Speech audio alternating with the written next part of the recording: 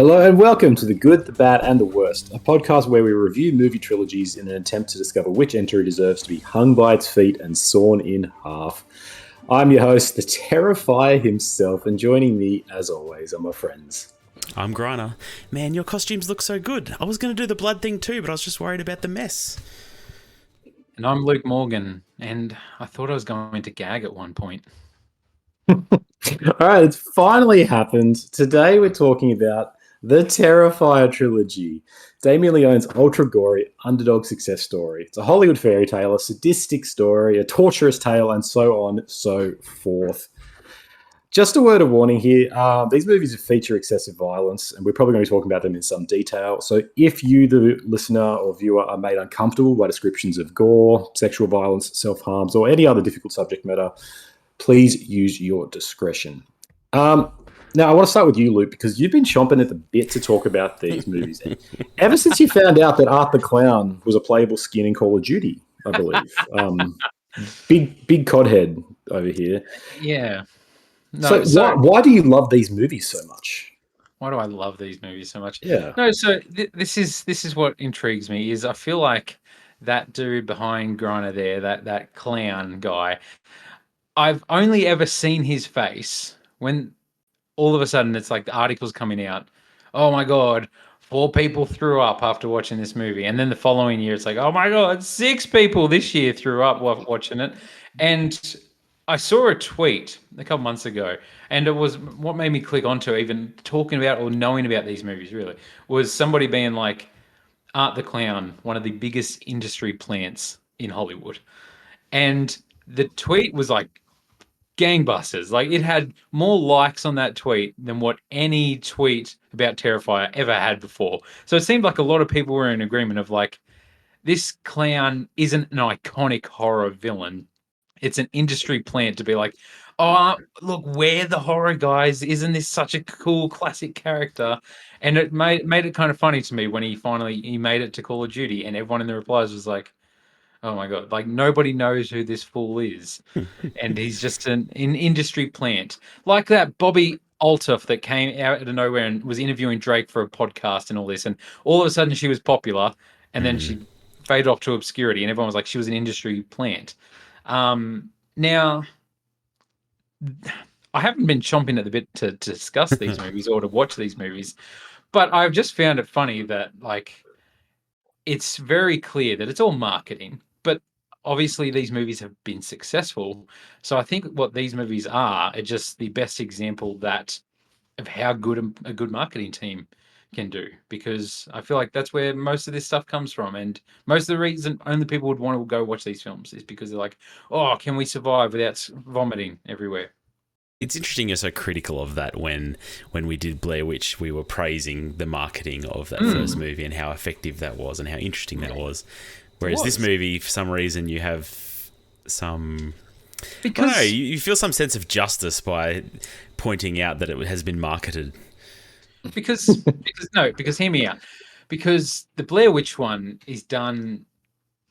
The marketing makes the movie more engaging and makes the story of the movie more intriguing and therefore makes the movie more scary to buy into the marketing. This marketing comes across like, oh, we're hard, like we're tough, we're edgelords. Like, look, you're gonna vomit watching this movie because oh my God, we're so gross. And it's like, you're not. And you know what? I'm just going to go a step further, and I'm sorry, Conan. It's a good movie. Longlegs had the same issue with its marketing, where all they talked about was how scary this is going to be. Like, look at this person's heart rate. That movie was one of the least scary horror movies I've seen. Like, I've watched Hereditary. I've watched horror movies that have stuck with me. There was nothing in Longlegs where you're sitting there like, oh, I'm freaking out. This is really scary right now.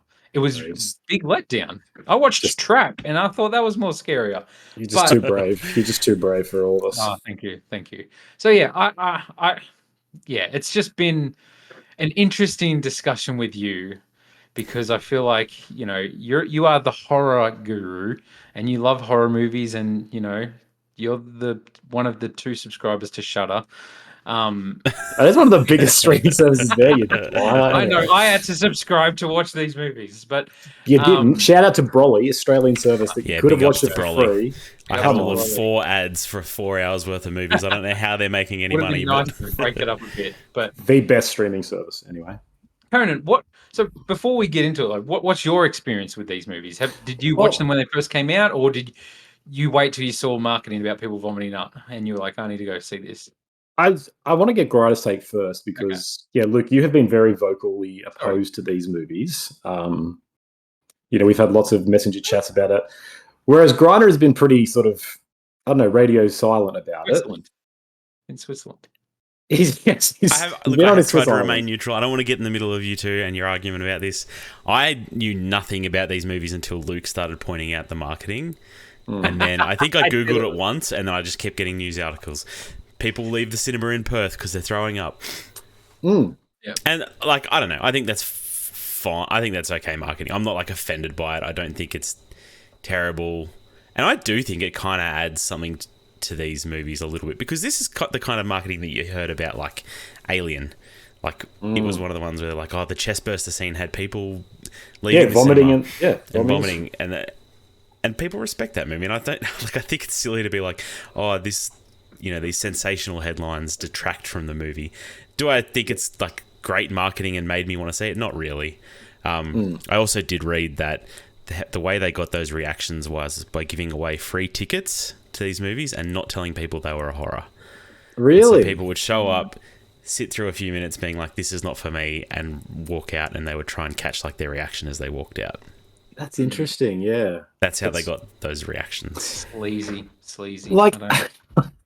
I think you're right in terms of this is not a new trick played by marketers. Like infamously the Exorcist, there was nurses on staff in the cinema reportedly because people were so frightened. Yeah, and there is a long history of this being used. Longlegs, as you said, Luke, similar deal. Like that movie was marketed geniusly.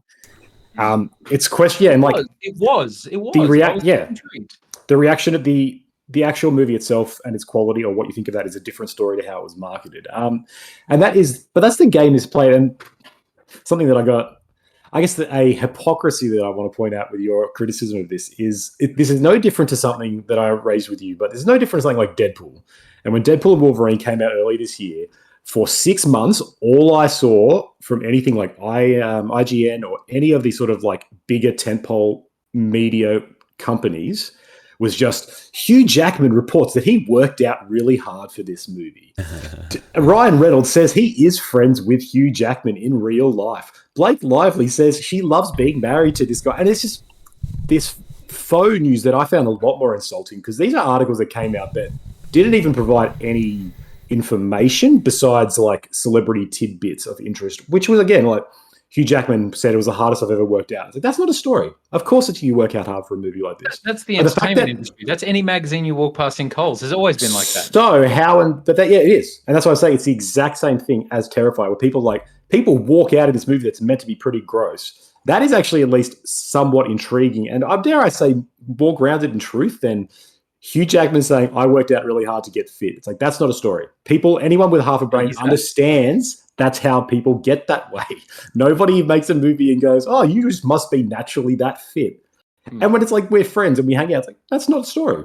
That is a little insight disguised as a story, which is marketing. And that's fine. Is it sleazy? Maybe, but that's the business. It's called show biz, not show friends, man.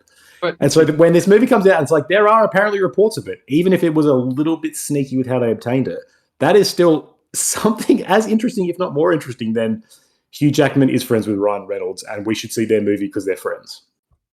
Absolutely, I'm not, I haven't been here the last couple of months campaigning about how great Deadpool versus Wolverine's marketing is or anything like that. That's Disney. That's celebrity. But why didn't I hear your criticism of that? Because that's been like the way for 20 years. People know who Hugh Jackman is. People know who Ryan Reynolds is. Nobody knows who the fuck Art the Clown is. And everyone does. He's in Call of Duty. The only marketing that they have is this this thing. It just comes across as disingenuous. Like, Hugh Jackman probably did work out the hardest he's ever worked out because he's an old man now trying to look as ripped as he did. They are friends in real life. This came across, and I know they do this for real People life. did walk Like, out. no, where? But like, no, the people that when I see articles like this where they're saying, all the people vomiting, all that comes across to me now is when I see the same articles about, oh, this movie received a how many minute standing ovation at Cannes, and it comes across just like it's not important anymore. Like it's not like who cares? Because you know what? Morbius probably got a 6-minute standing ovation. They applaud anything, it seems like, because you see articles like it every week. And it was just like, oh, a new Terrifier movie is coming out. So now I'm seeing articles about people vomiting again. Which when you shared that article to me, like, oh, now it's happening in Australia, it's legit. The author's last name was Clark, so you can't fool me. You can't fool me. I saw it. I know it was you. I fully agree with you that there is something disingenuous here, but I think then it's the nature of all film marketing.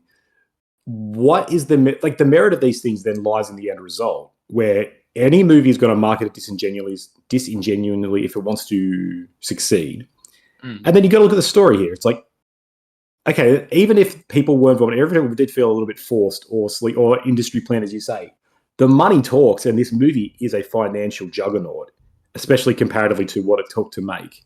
And so even if you're like, oh, they're lying about people vomiting in the streets, people are paying money to see this. And so it's like, if an industry plant comes true, what's really the difference there versus, say, a giant company like Marvel being owned by a giant company like Disney, literally dominating every industry because they have a marketing budget of $300 million. What's the difference there? The result is, okay, well, one is a movie that was always going to succeed, that has no creative bones and is little more than that. Then Terrifying. Yes, that's what I'm talking about. Yeah. Versus a movie that is clearly a passion project that people react to and that is actually succeeding in an industry that makes success really hard. Like, it just seems absurd to be angry at that and be like, that wasn't genuine though. But thank God Disney's out there being genuine. I'm so glad Disney's the ones who are really fighting the good fight. It's hard to argue Art the Clown is an industry plant when like the companies behind these movies are tiny, like compared to the industry. No, fair enough. Touche. Two things though. I'll call out Marvel when they do stuff like that. Like there's always been these things of like, oh, Tom Holland has accidentally spoiled something, and it's a totally fake and it's false, and it's just like they're leaning into that sort of thing. And I'm not arguing that this hasn't been great marketing for them. It's worked, obviously. Like it's done very well and it keeps getting better. And it's I don't know. We'll be discussing it more when we talk about the actual movies. But I kind of want to touch on it now, though. I'm curious as to why you're so frustrated by this. And is it because it's the movies themselves you don't like? Or is it just something you're primed that, like, you think it's just, this has struck you, a chord with you, is like, that's not real, and that pisses me off? Is it because it's something new and, like, this hasn't sort of... Because we didn't live through the Blair Witch, really, to the same extent that perhaps we were all young. But first of all, you said, like, is horror a hard industry to succeed in? I feel like we're always talking about how horror movies do great returns on investments because they're cheap to make. But they don't all, right? Like for everyone that does, there'll be half a dozen that don't probably. Yeah, and those ones that succeed are like, they're still made by companies like Blumhouse that are mainstream. They're small, but they're still like studios. This is literally funded by one guy and one producer. Like, this is like the Terrifier 1 was an attempted crowdfund that failed on Indiegogo. A producer jumped on and gave $50K. And so, like, this, it's the comparable thing is Skinamarink, which was again made with like $50,000 budget or even less, maybe, by this one guy in his house that he grew up in, and it ended up making $5 million. And it's like, it is so hard to do that because there is no one behind this. This is just like, this is a true success story in the most romantic way you can imagine, of like one man or one person trying to make something from nothing. Whereas horror is a profitable genre, but that's usually like companies that have money to burn of like, we'll put $5 million into this, we'll make $20 million. It's like, there's no risk there. There's nothing hard to do there. I agree. Well, there is, but it's just not really the same as one guy being like, I have fought tooth and nail to get $50,000. I'll be honest. Like, I'll be completely honest here. I don't have a vendetta against these movies. Like, I haven't been like angry and against these movies until I watched them. But like prior to that, the only reason I was biting was because I was enjoying doing it to you. Nah, liar. It was like, no, 100%. It was like, oh, great, here's another Terrifier article. I'm going to send it to Conan. And then you could go back and look at our group chat messages. I'd put in an article there and say something about it being an industry plant. And then you'd send like 8 messages back about it. Yeah. And I'd be like, Oh, I'm talking about Deadpool and Wolverine. And I was just like, this is fun. I've Like, looked at these messages. I look at them every night when I think about what I'm going to do to you when I get you. Don't you worry. but yes. Anyway, like Yeah. my actual problem with these movies and like my dislike didn't happen until like about 4 days ago when I watched all three of these within a 24-hour time span. So Yeah, it's not the way you should which is do it. just the way it's meant to be watched, I guess. Good. But Yeah. All right. Look, my experience briefly is I was kind of part of the initial wave in terms of this movie had like Terrifier 1. It came in 2016, but it really didn't do much until it dropped on Netflix in 2018, and that's when it started to see its long legs. long legs. It's really kind of like it's reminded me a lot of John Wick in that sense, where it had a cinematic run, didn't do much, but it just became this kind of like VOD streaming success where everyone was like, you've got to see this movie. And it came up on Netflix, and I saw the reviews, and I was like, oh, this is meant to be horrific. I'm intrigued. And I watched it one night because I was curious.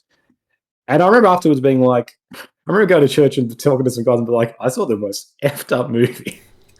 And they were just like, yeah, not for me. And I was like, totally fair. And so I had no connection or even interest in it. The first one's not good. I'm not going to be like, wow, what a masterpiece. But I was just kind of so intrigued by like this movie that came out of nowhere and did something that I hadn't seen before. And then following the success of number 2, where this movie was getting traction, and it wasn't reports of people vomiting. It was just like, people like fans were like, we want to see this, and it was getting made and it was getting wider, and then it ended up making so much money. It was like, it's like, what's happening here? This shouldn't be happening. I'm witnessing something that's so new. And so I don't have any like special place for this. I'm not like, yes, art is my boy. Damien Leone is the new, I don't know, the new Jordan Peele or something. I love and I admire some things that are new and things that attempt to do something and things that just break the mold that are I don't know, what's that douchey word that tech bros use? We're disruptors. Something that disrupts, that comes in and says, this is something that people haven't done or because they're not willing to. We terrify. We terrify. And it's clearly a passion project. And then when you see the success, it's like, oh, this is what people want. People are yearning for this. And someone's actually taken a risk and made it happen. I'm like these movies or not, I think you just have to respect that. How can you not be romantic about baseball, like they say in Moneyball? It's like, how can you not be romantic about ultra gore porn beating out Joker Folie à Deux on its second weekend? Like, yeah, it's a Christmas miracle. But that's the thing, though. If it's the first movie, I get that, and that's its appeal, is like underground almost, we know that, so it's over like, oh man, you should see this messed up film that's at the Video Easy store down the street.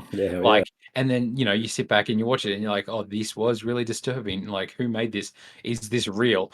Like, is this guy just some really messed up serial killer?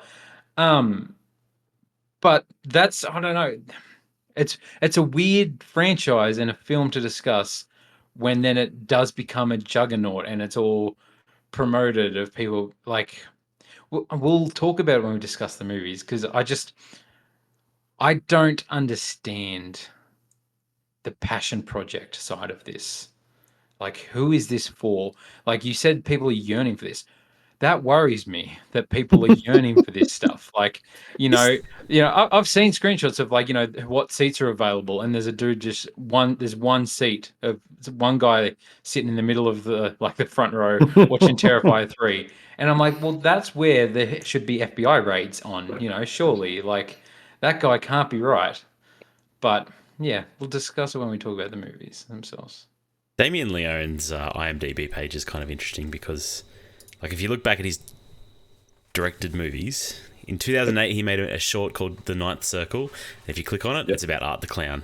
Yes, In 2011, he made a short called Terrifier about Art the Clown. In 2013, he made a movie called All Hallows Eve about Art the Clown. Like, this dude, I don't know if it came to him in some satanic dream and he hasn't been able to stop thinking about it. He's carving Art the Clown's face out of mashed potatoes at the dinner table or something. But, like, this dude's obsessed with Art the Clown. And I mean, good on him though, because it obviously is a passion project for him. Because he hasn't been able to get it out of his head since 2008. Clearly, yeah, like that's true. I mean, the history behind that is interesting. It's kind of this weird, almost serendipitous thing where I think it's clear, especially watching these movies, that he actually has he doesn't really want anything more for Art the Clown than just he thinks it looks interesting. Now, I don't know if we need to interrogate Damien Leone himself. Like, there's already been a lot of discussion about, is he a misogynist? Is he a sexist? I don't know. And like, you can argue, it's really hard to interrogate because these movies all deal with horror tropes, and there is a long tradition of horror exploiting violence against women because that is transgressive, and that appeals to people's sensibilities, be that patriarchal or what, I don't know. But there is a long history of women being attacked and brutalized in these movies because it's violent, and that's what people go to horror movies for. They find it scary.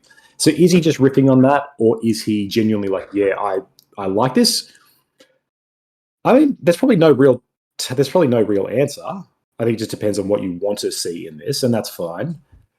But I think like the original Terrifier and all the ones he's made, they're little more than ways for him to show off his practical skills, because he does all the practical effects in these until I think the second and third, when it started getting bigger. But in the first one, he did all of that himself, like all the gore, all the makeup, all this practical stuff is him. So he's not a director or a writer. He is like a special effects guy. Yeah. And he's gone on record and talked about like he kept making these because he just like wants to show, 70s grindhouse practical gore. And I guess he just keeps being like, well, I don't want to create a new story. Remember that clown that I made that was kind of creepy? I'll just do that again. And that kind of shows with the fact there is zero story to him. He's literally it's the blankest character that exists. Because he's just like, it doesn't need to. It's an excuse to see this thing commit violent acts. Now, that is a good question, because I do want to talk about this, and I want to touch on it probably before we talk about movies specifically, because it applies to all of them.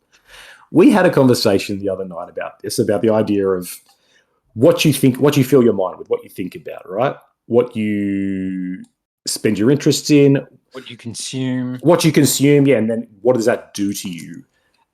Religious or not, that's not even relevant necessarily. But watching the third one last night, I had this thought. I was like, is there a merit in watching these movies? Or is there a reason they should exist beyond just enjoyment and beyond the sickos who get something out of it? Because traditional conservatism would say there's not. It would say, these are bad, and something that's this exploitative and violent and doesn't have anything good, quote unquote, shouldn't be consumed. I don't know if I'm as quick to disregard that. But I don't know. I wanted to get your guys' thoughts. And you can, and if it's too personal, we don't have to delve into it. But I'm really intrigued. This is a very deep question for this podcast. No, this is what we need. This is what we're missing. All right, this is what this podcast is missing. Right, deep psychoanalysis. This segment's called The Deep End. Here we go. Let's get into it. I'll touch on it first. I wasn't a big part of that discussion last time, but it's interesting because those movies, like that discussion, was around the last trilogy that we did, the Maxine trilogy. And it's interesting to have that discussion after watching that trilogy and then do this trilogy, because I feel like the Maxine trilogy pales in comparison in every way to some questions in questions about like what you should consume and if this is good for your brain to consume. And obviously, outside of fear, I feel like these movies shouldn't be watched by somebody that has a developing brain, because they will end up probably like Art the Clown and doing this shit for real life. And like, I don't want to be on a soapbox because I'm going to get on that later when we discuss one of the movies.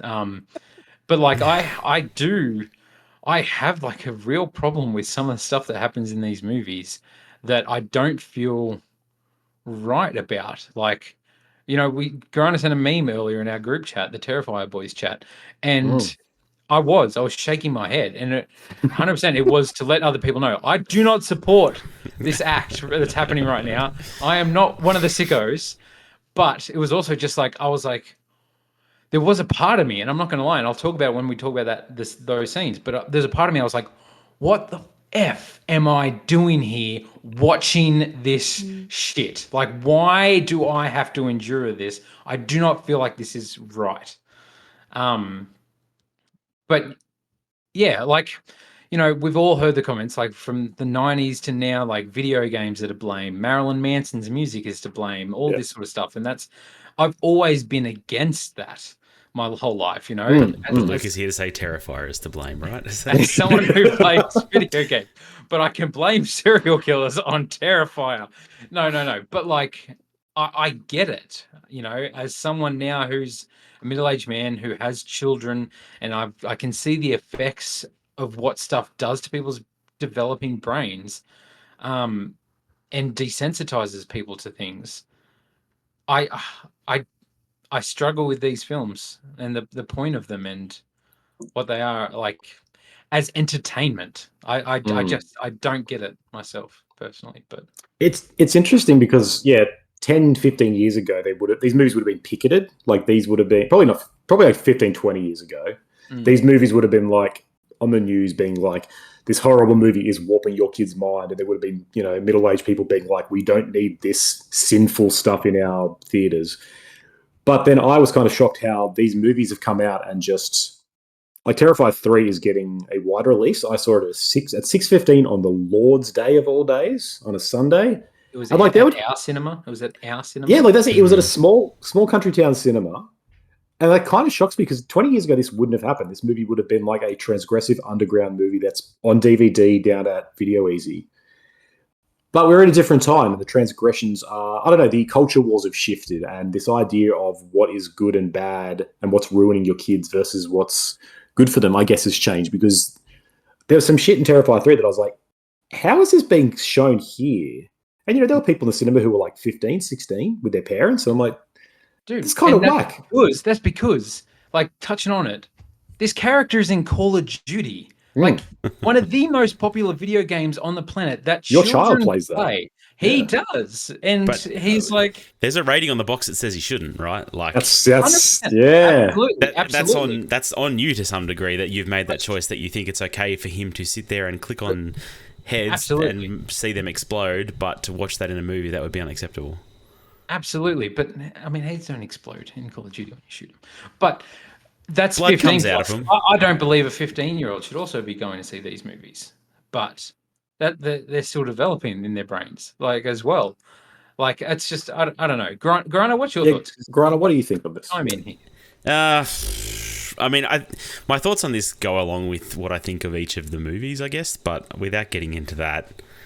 Like, I do agree with you to some degree, Luke. Like, these movies probably go too far. Especially the third one specifically. 100%. I think pushes some boundaries that, like I wouldn't go out and see that movie again. I wouldn't recommend it to anyone. But it's interesting to think about how, like, I'm normally okay with gore. Like, give me a gory movie. I'll sit and watch The Thing 3 times a year because I love it. Like, I'm all about it, but I don't know. There's some things that happen in Terrifier 3 that really... and I think that's their goal, right? They really want to push some boundaries. And part of me is like, should I respect this movie because, like, it did make me feel uncomfortable. Like, a piece of art was able to make me feel uncomfortable. Is that something that should be praised? I don't know. It's kind of, it's an interesting thought. And I don't know that I have a good answer for you. Like... Yeah, this conversation came up because of the X trilogy, and that was specifically because of the sex content in that and how that can affect people. And I, going into this, I'm like, I don't feel that way about violence or gore. But then by the third movie, I'm like, no, maybe I do feel that way about violence and gore. Yeah, but that's society, isn't it? Is that not an interesting thing that, like, sex can make us more uncomfortable than watching a woman get sawed in half from the vagina down? Like, that's... it doesn't... It depends on the person, though. Yes. And that's also considered, like, a very conservative evangelical view of the world too. Like that, like people will say, "Oh, Europeans are very sex positive, and they'll, they'll walk around naked and stuff," but Americans would shy away from that sort of thing. Yeah. French cultural. French cinema from the 50s, and it's like earlier than that. French cinema has always had that sort of appeal to Western audiences because of exactly that. Like it deals with sex very openly, and so traditional conservative American film people and just general viewers are like, there's people just having sex in this French movie. We don't get that over here in the States. And so there's definitely like a cultural ingrained conservatism there that America has, and by extension Australia does, because we are much more shaped by American culture than we are by any other country in the world, I'd say.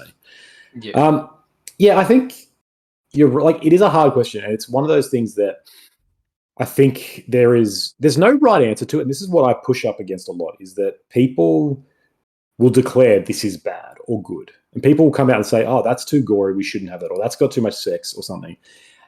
And I'm like, that's perfectly applicable for everyone. Everyone has their own subjective standards.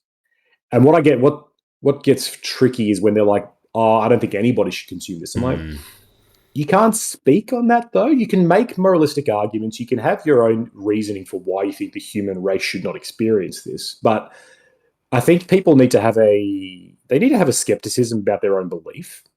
And so what I mean by that is people need to be prepared to accept maybe they're not right on everything. And when you see something that makes you feel a certain way, like with this, something that might make you upset, make you have a visceral reaction, I'm not saying you need to be like, oh, maybe I'm wrong all the time, but you do need to, I think, at least accept you need to think, why are you having this reaction? Why do I feel this way? And that's why I think there's value in something like this, something so transgressive, is because it makes you feel something, and it makes you consider that. It makes you go, why does this upset me? Is that because I'm a prude? Is that because this is actually wrong? Is that because I have beliefs that have never been challenged by something as intense as this? Why is that? Why do these beliefs then get challenged? Do I need to fortify them, or should I actually change my views? I think that's really valuable to be like, because if you've never confronted something like this, if you've never had to confront violence, suffering, horror, something so revolting, and you have a way of viewing the world, of approaching life, and then a slapstick comedic horror movie can make you be like, this is repulsive. This should never exist. It's like, what happens when something really evil happens? Like, what happens if someone, I don't know, if you suffer a loss in your family that's so unjust that it can't be put into words, like I feel like, at least I want to believe there is a merit in sort of this soft confrontation with it. And does that mean you spend every weekend watching Terrifier 3? Probably not. Does that mean you go and tell all your friends to see it? Probably not as well. But I just wonder if there is a place in the world for transgressive things, just as there is a place in the world for the softest cookie cutter Netflix rom-coms that are like, this does nothing but releases some really, kind of bad endorphins into my brain, right? I watch this to just feel comfort and never, ever feel anything or be challenged or forced to confront something. If there is merit in comfort like that, I think there is merit in discomfort. Do you guys agree, or do you think do you think I'm too liberal? Do you think I've been hit by the woke I think virus? You do seem pretty woke. No, it's an interesting opinion, and I don't totally disagree, but I do think there are things that do cross the line and that nobody should be experiencing. And so, but where is that line? I don't think you can even say it's up to everyone to draw that line themselves, right? Like, I don't know, to be really crass and go straight to the point, like, we should not be watching child pornography in the cinema, right? And that should not be okay. That should not be acceptable to anyone. Yeah. So Exactly. can you say that about things that happen in Terrifier 3? Not to say that there's child pornography in Terrifier 3, but there are events that lots of people would consider very taboo. Yes. But that exactly, like, that's the thing. If you draw the line there, and rightfully so, and it's like, okay, but then, and it's not done, like, I get that it's done for shock, and it makes people uncomfortable, and it's about discomfort or whatever. But I feel like in Terrifier 3, and we're jumping ahead to that, but like, I feel like there's scenes in that that are almost played for laughs, where it's like, listen to the sound effects and all this, and there were people giggling, and it trips me out, because I'm like, something like that that matter, that topic shouldn't be played for laughs in a movie like this. I think this is more interesting to discuss when we actually talk about the actual things we're talking about. Yeah, we'll talk about We'll get into that in Terrifier 3, but I think all these movies apply to some sort of the idea of ultra gory content. So I wanted to touch on that first. All right, let's do stats. For some reason, I thought these movies wouldn't deserve the stat song. We'd get a boycott on the stat song. I'd get a pouty Luke. No, thanks, man. These are the most interesting parts of these movies, is the stats. I think Terrifier 1, released in 2016, written, directed, edited, probably everything else by Damien Leone, had a budget of $50,000, made $421,000. Something. Metacritic doesn't exist because I think this is a weird distribution, but Rotten Tomatoes has it at 62%. Terrifier 2, it's released in 2022, had a budget of $250,000, made $15.7 million. That's big. That is a huge. What was the budget? Sorry, $250,000. So a quarter of $1 million made $15 million. Do some quick maths. That's a billion percent. I don't know. Has a Metacritic of 59, Rotten Tomatoes of 86%. Terrifier. I love Rotten Tomatoes now. Baffling. Terrifier 3, 2024, budget of $2 million, has made $63 million thus far. What is that? That is 10,000. Nah, Grant, you're the maths guy. What's 2 million to 63 million? It's 3,000%. Holy Moses. I think. Oh, don't make me do maths on a podcast. Maybe 30,000%. I don't know. It's a lot, though, is what I'm saying. Metacritic of 61, Rotten Tomatoes of 79%.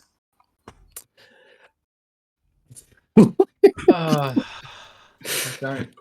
Can you guys think of any other success story kind of like this? Because we have covered other movies that were cheap to make, made a ton of money. But, I mean, these definitely stand out, for sure. It also always seems to be horror that can pull this stuff off, true. Funnily enough. Blair Witch is, Blair Witch was what, $2 million, made $200 million or something, which is, a lot more. But either way, these ratings, 86% for Terrifier 2. Yay or nay? Okay. No, it baffles me. It baffles me that critically these movies are so highly rated from critics. I don't know, reviewing these films and being like, man, that was some good shit. Yeah, that's what I'm looking for in cinema. We'll give Mighty Ducks 12%, but these movies, because Mighty Ducks sucks. Full on 90. Especially the first one. We'll get into rankings later, but you can't say the first one has good acting in it, and to rank it as a movie with such bad acting and be like, oh yeah, no, this movie's 4 times as good as the Hobbit movies. I would argue 5 times as good. Oh. Yeah, I'd agree with that. Yeah. I think it's interesting, that idea of what do you rate movies on? And I think critics in general, they rate movies based on what they're trying to do. And for me, that's the way I try to look at it. Is even if I don't click with a movie necessarily, I try to look at what is it trying to do, what's its goals, what's it setting out to achieve, and does it achieve that? And if it does in every way, shape, and form, I think you have to at least be like it's a good movie. And I think that's what I think people are doing with this. These movies have one goal, and that is to show kills in visceral, creative ways. And so, if you watch Terrifier 2 and you're like, I'm here to see kills, yeah, I can see why you come out of being good movie. 2.5 hours. I'm not talking about the length. I'm just talking about what it's trying to do. The movie is just trying to it's trying to be a horror movie that just shows gore. So in that sense, I get the ratings. I am surprised how high some of them are. It's pretty bonkers. Yeah. All right, I'm just looking over my notes really quickly here. We talked about the history. Got video game skin. Art rang the NASDAQ bell on the last day of Halloween, the American Stock Exchange. Pretty big deal. I don't think the industry huge deal. I don't think the industry can plant art into the stock market. Wall Street was not prepared. No, they're all dead now. It's terrible. The funniest thing I saw about these movies was the dude that was he tweeted 2 pictures and he was like, was cracking up laughing when I walked in the cinema and there was a dude dressed as Art the Clown until I realised my seat was next to him. It's like, oh yeah, no, Yeah. I'd be going to another session after that. I'd be like, no, Yeah. Or at least sitting far away. yeah. All right, let's do the first one. Terrifier 1. On Halloween night, friends Tara and Dawn are beset by a maniacal killer named Art the Clown, terrorizing anyone who gets in his way. Luke, you mentioned that the acting's bad. Acting's bad. Now look, okay, so in regards to this first one, there is something to it. It has the feel of like a schlocky old slasher, and I think that's its winning appeal. If I'm to give this movie a compliment, is that, and the bad acting plays into that. You know, Yes. you're not watching it like, oh man, these actors are so bad. It kind of makes it enjoyable that they're such bad actors. Like, you know, it almost feels like, oh yeah, they got these people. You know, the budget's not high. You Yeah. know that you haven't. Oh, that's the person who won the Oscar for such and such. You know, you're never going to hear of these people again, basically. And there is an appeal to that with this movie, but Yeah. yeah, you can't say that there's good acting in this first film. No, definitely. I mean, sorry, Grant, you go. No, I agree. Yeah. No, I mean, it's kind of hard to say there's really good anything in this movie. Like, the film stock looks cheap. The editing's bad, the directing's bad, the writing's bad, the acting's bad. Like, especially on the second time, like when I first saw it, there was kind of a singular, like I said, there's like a singular enjoyment to it of like, this feels like a B-grade home movie that would get shown at midnight in a dingy cinema somewhere. And like, there is you found on the bottom row, nobody would see. All that, yeah, and that's its appeal. Yes, yeah, and there is, I think, a nostalgic sort of magic to that of these films of a bygone era. But then I guess it goes into the kills, and that's where things kind of change. And like, there is a long history, obviously, of these things like slashers and like video nasties, gore porn. Like, we all lived through the early 2000s, right? Gore porn was like the dominant horror genre for a few years. You had like The Hills Have Eyes and Saw and Hostel. And it was cheap and easy because it was just a thing that people were into. I don't know, and those I've never liked the genre. I don't think gore porn. I don't think it's good. I think this one works because it is all practical, and there's something to that where it's both, you see a lot more and it's more confronting, but because it's also practical, it also has that natural kind of facade to it, where you're like, I can tell that that's a doll of a person. But that's really cool. There's no CGI trying to convince me that it is. And, you know, like, he's pulling out organs. And it's like, I know that this is just like either, on best case scenario, it's, you know, like sugar syrup and gelatin. On worst case scenario, it is pig's blood or something. Yeah, awful from guts, yeah. Yeah, from the butcher. And I'm like, that's still really cool. Watching that, I'm like, I know how fake this is, but it's fascinating to see how close they got it. And how, like, oh, wow, they really committed to trying to show, like, the bones being cut in half and stuff. Yeah, I like this movie. Kind of works for me because of all the reasons you guys said. Like, there's a lot of gore, and but it's kind of fun to watch. Like, there's something about it that's fun. Like, my wife and I can sit there and kind of laugh at it and hold it. Like, she might be holding her face up against, like, her hands up against her face, but she's kind of looking through. She's laughing because it's, you know, it's so over the top. It's so gory, but it also doesn't feel so real that you think you know. I don't know. It avoids that uncanny valley. It avoids that. This movie avoided making me squeamish. I just wanted to laugh at her getting chopped in half, which maybe that says something about me. I don't know, but like, none of that didn't feel real. At no point was I like, oh, you know, I was never scared during this movie. Even art is kind of played for laughs a lot. Like, I don't know. All of that worked really well for me, and the bad acting just adds to that again. And for me, like, this movie's kind of enjoyable. Like, I can see why people like it.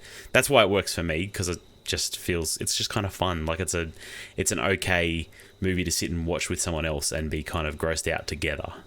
Yes. Yeah, the artifice is on full display. And, like, you can't watch this and not be like, how are they doing that? Why they... Yeah, and, like, they're making a movie, but, it's kind of fun watching them make this movie. You can tell, like, they filmed this on one street in the middle of the night somewhere. and they just probably this was probably the cast. Sorry, this was probably the crew who were acting roles who were just like, we can't afford anything else. And yeah, there's something so having that artifice there. You're right. There's nothing scary in it, and there's nothing to be like. It's almost impossible to empathize with anybody, even because it's like the acting's also bad, and it's also sort of silly. And they just like the plot even just kills off everyone. Like nobody survives. There's no final girl really in this movie. There's no one to really cheer for because they don't last very long. And the ones that do, like I can't think of her name, but Victoria, Tara. No, Tara. Tara's the one we have. Yeah, well, she does die, right? But she's the girl we are with from the start, and you kind of are led to believe is going to be the final girl. Yeah, and then she dies like basically before the third act.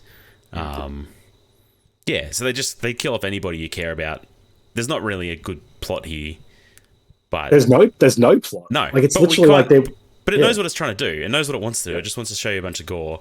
It does that in kind of a fun way. I'm okay with all of that. Luke, are you okay with that? I don't mean that to be snide. I'm genuinely. No.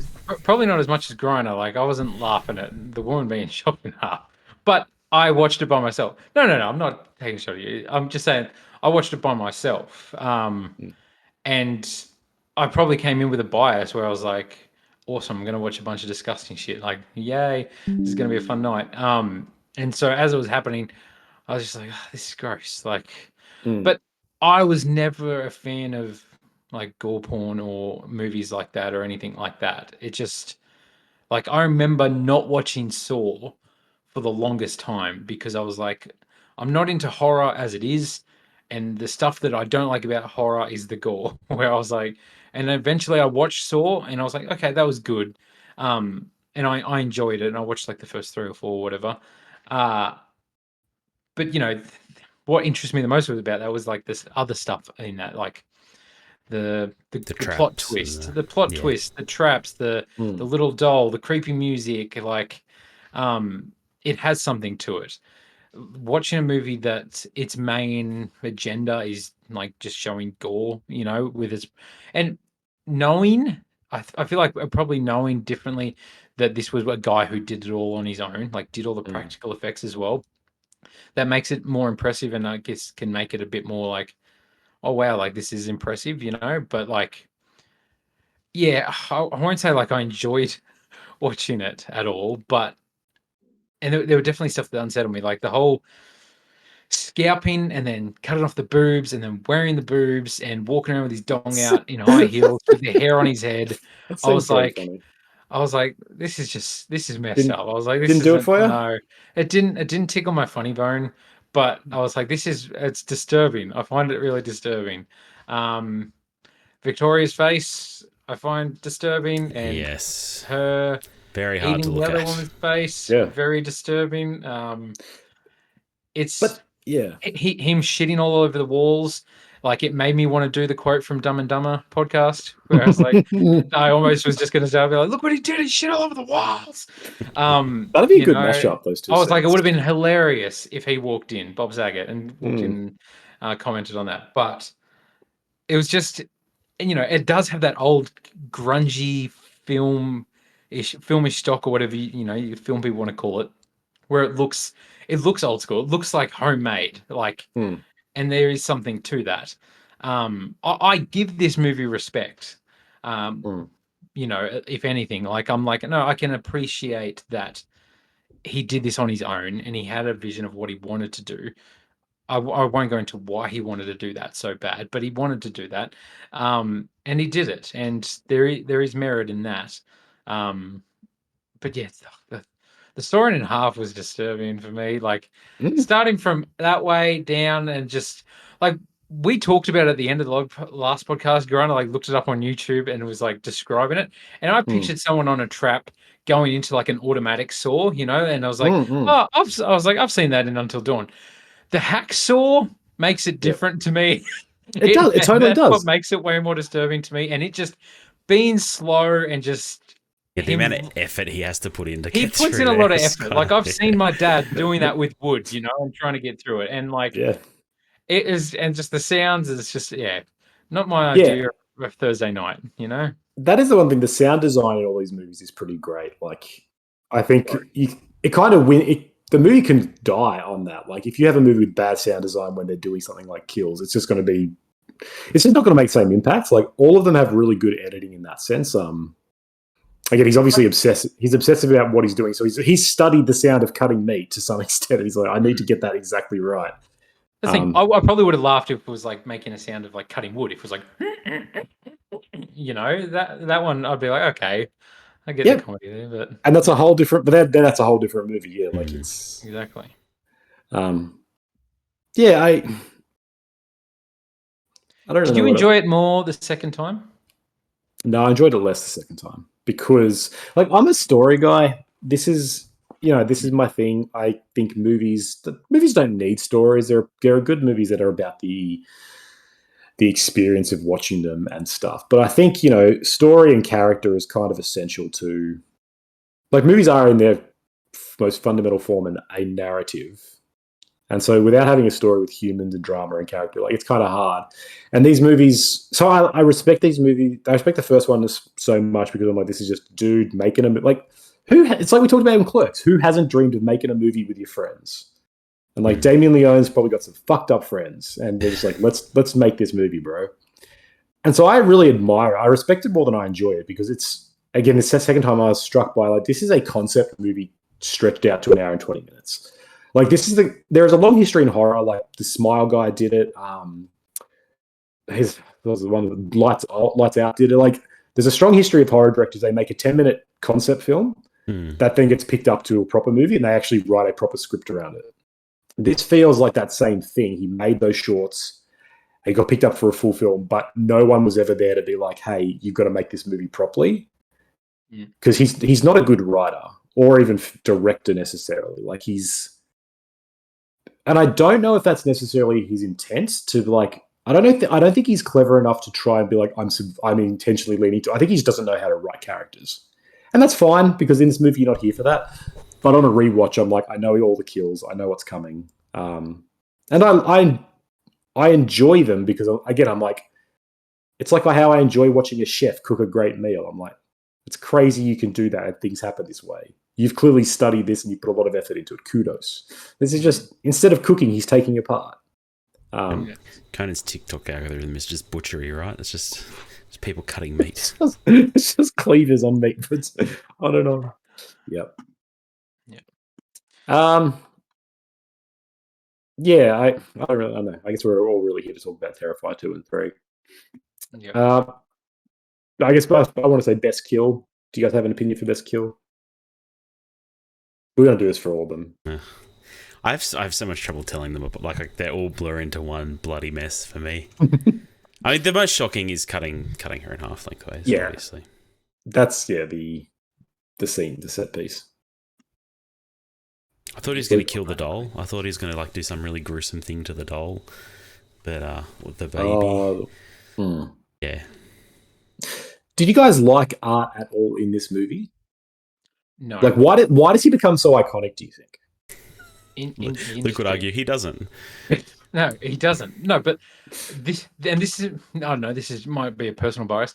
I don't like mimes. I don't like mimes. Like, they've always just annoyed me. So I guess more so than any other movie where I feel like the fun in horror movies, and these movies don't have it for me, is you're like, these teens are gonna get got by Jason, like, or like, oh, here comes Michael Myers, like, he's gonna mess these teenagers up. This one, I'm like, this fucking clown. I'm like, look at this idiot. Like, and his facial expressions, doing all the mime shit and like laughing silently. I just want someone to punch him in the face. I wanted him to die so bad, which I guess if that's the point of your horror movie is to root against the villain, then that's achieved. Like that wrestling 101, you're meant to boo the heel, and a lot of people can't do it because the heel people like because, oh, he's the badass. Like, nobody likes a goody two shoes. But I despise him as a character. I dislike his face, his everything about him, I His just little don't like hat. him. Do you like his hat? Stupid little hat. Stupid little hat. Yeah, it's dumb. All my notes for the first one go out the window because I was questioning like the logic behind it. I was like, how's he alive still? Like, this is ridiculous. He just got shot or he got stabbed or just kill him. He's on the ground. Slit his throat, you know? I want them to get a one up on him. And yeah, I don't know. I think he's a really effective villain. Like his ability to like go from like a really creepy face to this really disgusting smile that people are still attracted to for some reason. Like little kids are like, oh, he's smiling, he's happy, when he's just got the most disgusting teeth. And I like clowns are naturally off-putting. This is not the first movie to do creepy clowns, but I think it does it pretty well. And I think he's an effective villain. Like you do hate him, I guess, or I find him creepy. I love any time he pulls out a gun too. Like more slasher villains should just pull out a gun occasionally. Actually, yeah, you know what? I give it props to that. Doing the Indiana Jones trick. I like that. I was like, you don't see that every day in horror. Yeah. Yeah, like you're right. You are meant to loathe, like you're meant to be afraid of the killer and want to survive and kill them. I guess a lot of horror movies lean into explaining the villain as to why, and I don't know, like that can go either way. You can have ones where then it's like they become sort of pseudo heroes and it's like they're victims as well, or you can have them just be pure evil. I mean, this is just he's pure evil. Yeah. But yeah, I think you're meant to despise. You're right. Like he's because he's kind of small and annoying. Like yeah, clowns and mimes are just kind of frustrating. You're like, I really wish somebody would just kill him, but it's not how horror movies go. All right, Terrifier 2. Art is resurrected by a malevolent entity where he can continue his bloody rampage on the unsuspecting citizens of Miles County, including new character Sienna Shaw and her family. This movie is 2 hours and 26 minutes long. Oh, it sure is. It feels 4 hours. Who okayed this shit? You people that watched the first one. You people. Wow, you people? Yeah, you people that watched his first movie and gave him all the money to go. You're nuts. a horror movie racist, is what you are. Yeah. This movie is far too long. Far too long. Like, you know, it's very easy to make the criticism of the first movie that you don't have anyone to root for. There's no even real protagonist. Like, it's just art killing people. And you can't do that a second time, I don't think. But this just goes too far the other way, in my opinion, of trying to make us care about Sienna and her family. And I think you can do that in a lot less time. Like, you can be a lot briefer and achieve that same goal. Like, there are so many scenes of her, you know, making her costume and hanging out at home with her mum and her brother and then her mum again and then arguing about little family tiffs and stuff. And is the clown I don't know, it's just too much, way too much. I have a hot take. Like what are you pointing to God? What are you doing? They were Luke's favorite parts, right? I enjoy everything that's not Art the Clown in this movie. Like, Are you? No, legitimately, I like the character of Sienna Shaw. I like them scenes. This movie's got like, I think all three do, but this one definitely has like the whole soundtrack by the Midnight, and I love them. So it's got a great soundtrack. I love the synth vibe throughout the movie. Very 80s, yeah. I like finally in this series having like a character to root for that you are, and like towards the end, I was like, he's just going to win again and like kill these people off. And I was like, and that's a weakness of these movies, that he just kills these people off. You can't root for someone. But I liked rooting for that person and watching like them interact with everything. The stuff that goes too long, you have a 20-minute dream sequence in the clown cafe. That is your 20 minutes to cut. That's like a 1 minute thing at most that needs to be. And for some reason it's near 20 minutes. You take out that 20 minutes, it's not, I feel like the flow's a lot better. I don't mind the whole weird fantasy-esque story of this sword, and that's the thing that can do it. And like the dad did these drawings. I feel like the cast in this do act a lot better. They're actual actors in this one.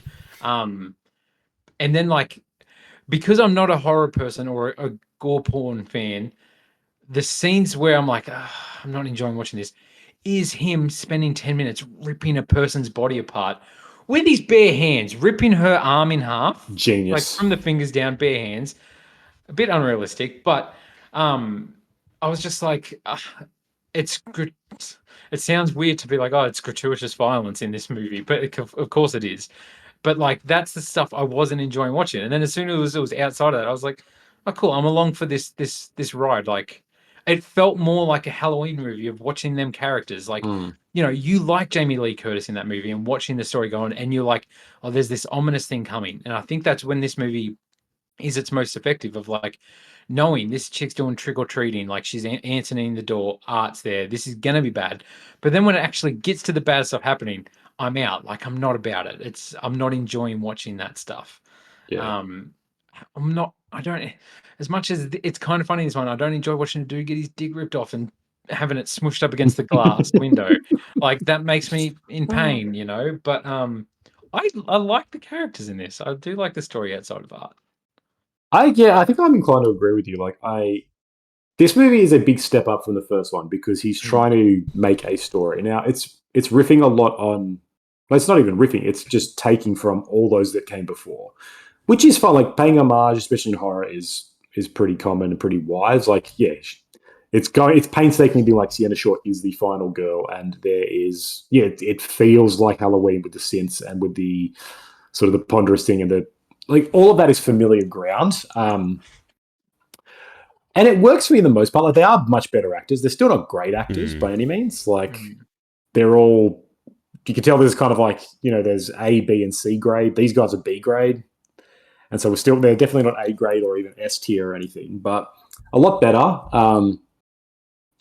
And I actually don't mind the story, the kind of the fantasy, like, especially because it's fed in kind of small bits. It's like, for some reason, Art is back, and then Sienna's dad's dead, and he was clearly like he was mentally ill, but he clearly had something going on, and so it's like it just hints. There's never any real explanation, and I think that kind of works, like that scratching at a deeper lore, right?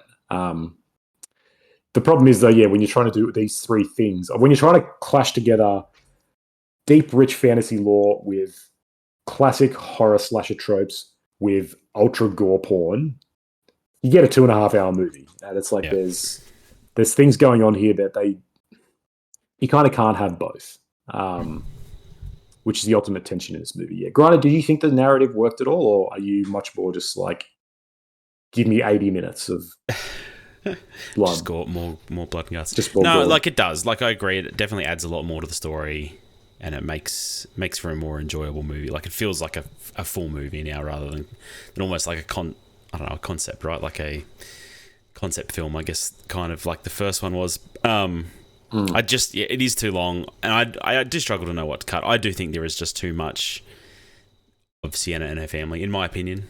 Like, yeah, I am kind of partially here for the gore. Like if I'm going to watch one of these movies, at least give me that. Yeah. Like to say cut that out of these movies that are very much just about gore feels disingenuous. No, sure. And I understand that, but like the Clown Cafe isn't much gore, but it goes for a long time. The third act goes way too long. Yeah, yes. Once they're at the Terrifier, that's your final showdown. That should be 5 minutes. That shouldn't be 25 minutes of her. Like I felt like I watched her drown in that box for like 5 minutes. It goes on. It goes on forever. Yeah. Oh, I just wanted it to end, and I knew I had to go watch the third one as soon as this movie finished. And I was just like, See, this is your own fault, though. This is that's partly your fault. The other problem with that final act is that you kind of know you can't. You're not going to kill off the final girl. You might kill the brother. That kind of is up in the air, but you're not going to get any interesting kills for the next 30 minutes, right? Like, maybe you might get one. It might be Art, or like there might be one or two, but it's definitely toned down from what the rest of this movie is offering. Which is the problem with having such a long and drawn out final act. And it's interesting in a movie like this, where, like you say, you're only here to see gore and violence. Like there is a complete release of tension. Like there is no real tension here in that. And so when you're like, I'm here for one purpose, and it's for violence. I'm not getting scared. I know no one's going to die. It is kind of like there is no point for this. I guess you can be like, I'm into the lore. I've seen Reddit people be like, I really want to see this lore expanded upon, and I'm like, I don't think that's going to pay off. You saw my Reddit thread. But yeah, it is unique. Like other horror movies can get away with it a bit more where there is more of a tension and a drama, whereas this movie is intentionally kind of devoid of those things. Like it tries to be because it just basically says, yeah, if Art comes to a character, he will kill that character. And so when you spend a lot of time being like, yeah, will these characters survive? It's like, you have told me from the get-go this won't happen. Why am I really here? Yeah, the whole final act goes on forever. The Clown Cafe, although a banger song, like that is on my rotation. Yeah. Yeah, it just goes on for so fucking long. And then they bring it back again at the end as well. Like, yeah. Yes. I honestly, like, I've sort of paused and checked and I was like, has my thing skipped back a little bit? Has something gone wrong? Because it just keeps going. She's just staring. I'm like, something must have happened. Something must have happened here. This isn't how movies work. It's kind of the gift and the curse of having Final Cut. Like, Leone, this is his creative baby. And more so with Terrifier 3, he started getting offers from big studios to like, they would fund it and take over, but they wouldn't, he would lose some creative control. And so on one hand, you want him to have that because he's the one who would push these to the end. But on the other hand, you then get a guy who's like, I will spend 2.5 hours making this shit. It's similar in game terms. It's similar to Hideo Kojima. Hideo Kojima needs a little bit of shackles. He needs a little bit of shackle. He needs to be kept in check a bit. Otherwise, you've got 80 hours of Norman Reedus drinking V and, looking at the camera. Like, he needs to calm down a bit. He needs something to just progress the story a bit. For sure. The kill that got a lot of controversy in this was the scene of the girl on the bed. Yes. How did you guys feel about that? So, I'm not even kidding you. Ready? I'll show you my notes. Because I was just reading this. What I wrote down as that scene was happening is these murder scenes are so fucking ridiculous. Whoever makes these movies is fucked in the head. That was my note. I felt like that was, there's an argument in the first one, but it's like, it is what it is. This is where I felt uncomfortable watching it because I was like, it just feels like, who is this for watching this violence happen to a woman? Like, it seems so over the top. And the fact that he's just sort of sitting in it, playing in it, and just absolutely, it's next level. I feel like it's possibly the worst kill in all the trilogy, but it was the one that I felt like definitely had the biggest impact on me, where I was like, this is really uncomfortable. I'm not enjoying watching this. Like, and I don't get what the point is. Like, yeah, what the appeal is. Like, why are you? Yeah, who's enjoying this past a certain point of just reveling in the suffering? Yeah, because it's not scary. It goes past the point where it's scary, where it's like, are you meant to be enjoying this? Because it's not that less is more approach, where it's like, oh, you see a glimpse of something and you're like, how did that happen? It's watching him do it slowly for like 10 minutes. And it's like, I don't know. It's not for me. Yeah, it's not like even super creative or anything, right? Like, no. It's just kind of... Yeah, and my other problem with this movie, or with, like, because now it has a bigger budget, the effects are a fair bit better. Like, they make me a little bit more squeamish. Like, they're not as fun to watch, I guess. There's less of a, I don't know how to put it, but... You can't see Peter Jackson watching old... Yeah, that was my example the other night of, like, Bad Taste was a movie that I watched when I was really young. It's really gross, but it's also really dodgy, and so it's kind of fun. Whereas this is just like... This just feels like I'm watching someone get murdered slowly. Yeah, you can't see the strings as much. Yeah, and there's less fun on offer there for me. Yeah, and that is an interesting question, right? Like that, the more realistic. I guess for me, the thing that pulls me back from that is like, as soon as I saw that scene, I'm like, how is she alive? This is beyond silly. There was that, and it's like in reality, she would be very dead. And it's obviously just a bit like, this is just meant to make you feel gross. And I guess, I don't know if this is my fucked up brain or not, but in my mind, I'm just like, I can quote unquote enjoy this because like this is so, again, silly. It's so absurd over the top. Where even though it looks a lot more realistic and is horrific, like there's no way this would happen. Like this is physically impossible. I'm witnessing something just silly. But then I don't know if that's me just trying to, I don't know, to justify it or at least make peace with it because I'm sick and want to enjoy it. I'm not sure. Like he like I said, he rips her arm in two from the fingers down. And that scene, that is so stupid, right? Like it It's almost so looks like ridiculous. claymation in a moment where Yeah. it's like, And and then so I'm like, he's got like normal house scissors and he's just like, cutting her head off. And it's like, Yeah. man, my scissors can't cut through paper sometimes. Like, what scissors are these? Yeah. Do you guys have a favorite kill in this one? I don't know, it shouldn't be this hard to think. Just All before blur favorite, together. I won't say this is favorite, but like another gross one is something else that's really gross is the mashed potato with the mum at the dinner table. That's what I That's was gonna really think. gross. Him shoving the mashed potato into her head is that's probably going to stick with me as like a scene that's just going to mess me up for weeks. Yeah. But favorite kill, yeah, you know what, the dude in the costume shop, and then him standing there as one of the other clowns holding like a head as the kids try to get in the store, and they're like, "Oh, it's closed," and he's just standing there holding the head. Yeah. Yeah. Yeah, I think the mashed potato one, like just how she opens the car window and just he shoots her in the head with a shotgun. It's just really, practical effects, baby. All right, anything else, or are you Terrifier 3? Let's do it. All right, Terrifier 3, once again being resurrected, or should I say reborn?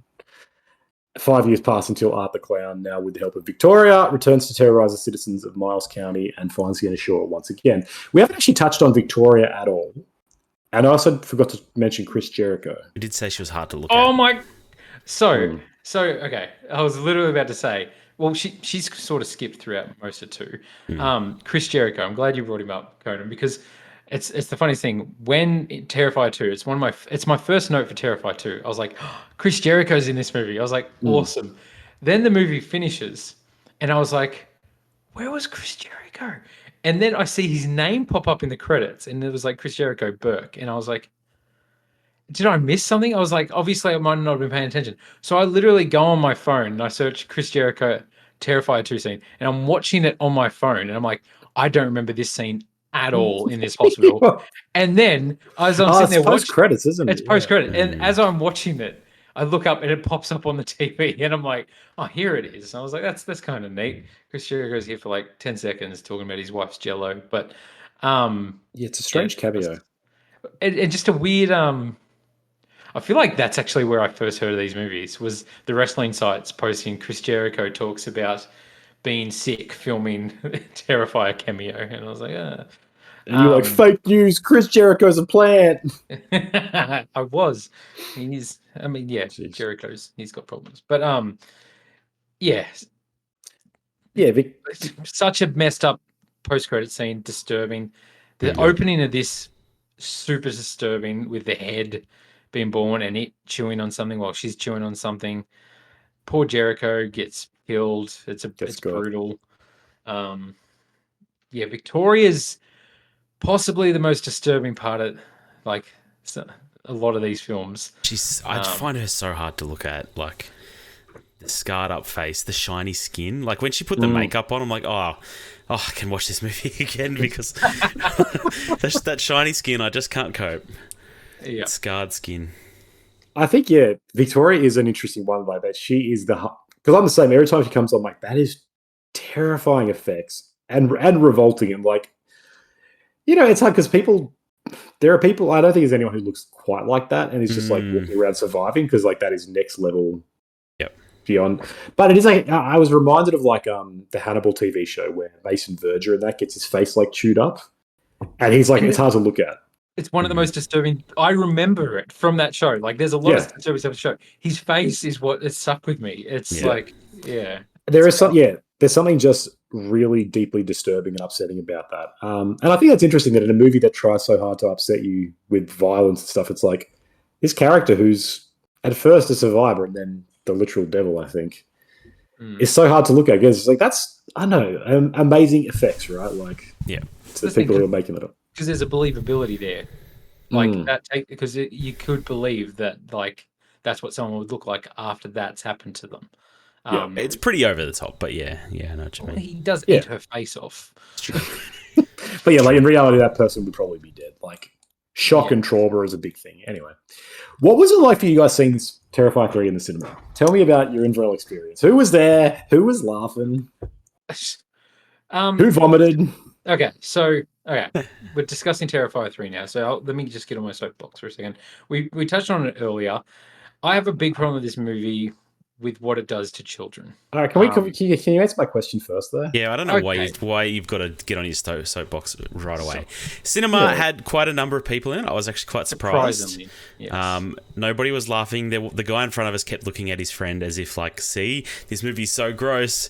Can you handle this? Because I've dragged you along to this. It was the Conan. And it was very loud, which I found very oppressive because the sound effects, as we have said, are very effective. Yes, the opening scene with the axe is like... Yes. Particularly when they play it up because he's killing a kid in a room and all you can do is hear it. Yep. All right, Luke, soapbox me. No, but that's where people were chuckling. There were people chuckling. I felt like that the sound effects of the axe was so loud, and then you have the squelching and all this sort of stuff. I feel like it's played for laughs. Then obviously there's the bomb scene later where it's also played for laughs. And I just feel like it's such a weird subject matter where being a parent, obviously, I find it really hard to watch. Like, probably more so, and I guess that's the point of these movies. Like, it's meant to make you feel something. It made me angry. Like, it made me angry and it's the opening scene. I can attest like to the this. opening scene, and I was like, I could walk out. Like, I was like, see, people are walking out. Yeah, but I wasn't going to vomit. Which is another thing. It's surprising nobody vomits in these movies. You know, the mother walks in on her daughter like that, and her body just doesn't automatically vomit. She's like, oh. I don't know if you do just vomit like that. You do. No, it's like wetting yourself. People don't wet themselves when they're scared. Like that doesn't happen. It's just a thing that movies do because it shows. It's one time at band camp, but like. I don't know. It's surprising that no one vomits in these movies because I know the crew are all behind that. But it made me uncomfortable, and not in a way that I'm like, oh, kudos to this film making me uncomfortable. I'm like, this shouldn't be on a cinema screen in my town. Like, this shouldn't be something that people are watching and like, oh, what an awesome kill. Like, it's not teenagers at summer camp who are... Was anybody like that? Was anyone like, got him, take that kid? I felt like that. I think there's a difference. Like there were people. No. I think there's a difference between like guffawing at how over the top and how grotesque it is, and laughing. Like I don't know. Because I do that. If I find something really gross, I'll be like, oh, that's disgusting. Not laughing because I think it's funny, but like, you know, I wasn't going to do it. I'm having a reaction. It was Griner. Griner was the one laughing. Griner was sitting there chuckling, and I was like, this makes me sick. Griner was just like, stupid kids deserve it. I wish my kids were in. No. Look, I know what you mean, Luke. Like, I have the same reaction when kids are in danger in TV shows and movies, particularly since I became a parent, especially when it's young girls. But I don't know. I think it's an interesting soapbox you've decided to jump on here, because I do think that this movie doesn't actually show anything. Shows the limbs of the kid. Yes, it shows dead kids. Yeah. Yes, 100% it does. But Terminator 2 shows kids getting burned up by nuclear fire while they swing on swing sets, and we all praised the shit out of that movie. But it's played for horror. It's like, this is going to happen. It's not like, listen to the sound effects of these kids melting alive. But I don't know. I just don't agree. I don't think playing it for laughs diminishes, like, changes the effect it has on you. Like, obviously it changes the effects it has on you, but I don't think it changes whether it's right or wrong.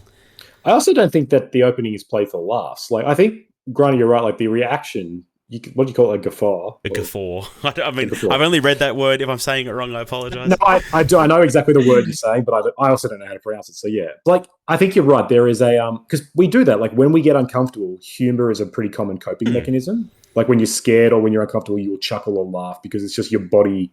And, there's a whole psychology behind how laughter and horror are very similar feelings. And that's why comedy and horror are both... Anyway, I'm getting way off topic here. I think that's right though. When you are made real uncomfortable or scared by something, often your result is to sort of laugh because you don't know what else to do. And that was the reaction that I had in my cinema. So it wasn't packed out by any means, but a bunch of people, big group of like sort of older teenagers behind me, other people various ages, and in that scene there are people, including myself, who are like, oh, sort of like that. I can't believe I'm seeing this, or like that's absurd. But especially the opening scene, nobody was laughing. No, the only laugh that there would is people who I think it's like a laugh of shock of like, I can't believe I'm hearing this. Like the opening scene is really hard to watch, and I had the same thought of like, if they show the girl getting killed, that might so be did it. I. So did I. I might not, and is that because I'm a roaring patriarchal sexist? Probably. It's also because I have a daughter. And so I'm like, that is very, but I also think he then tactfully does it. He doesn't show the actual kill. He just shows you know exactly what's going to happen. Hold the fuck up. I don't think it's tactfully done at all. Like, I think there could be an argument. Like, it could be played for horror of him going in there and then it's silence. Silence. But it's just a different version of horror. And then you see is played for the horror. aftermath. Yeah, it's just particularly that opening scene. I disagree. Like, so you think it's played for laughs? You think the opening scene is actually played for fun? It's played for like a.